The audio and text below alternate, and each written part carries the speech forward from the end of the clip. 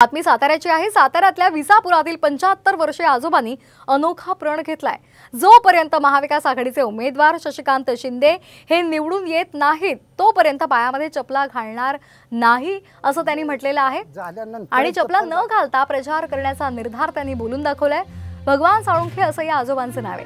हे आजोबा शशिकांत शिंदे यांच्या प्रचारासाठी घरोघरी जाऊन भेटी देत आहेत। साहेबांचा जोपर्यंत विजय झाल्यानंतरच चप्पल घालीन ही असं एक माझं स्वतःचं पण आहे। आणि आमदार शशिकांत शिंदेसाठी कोरेगाव तालुक्यात आणि खटाव तालुक्यात प्रत्येक गावगावांना जाऊन मी हा असा प्रचार करीन। आणि जेवढं माझं पाहुणे रवळे आहेत, जेवढं माझं माताडी कामगार आहे, माताडी कामगारांच्या साठी मी इथून मुंबईला सुद्धा मी जाणार आहे।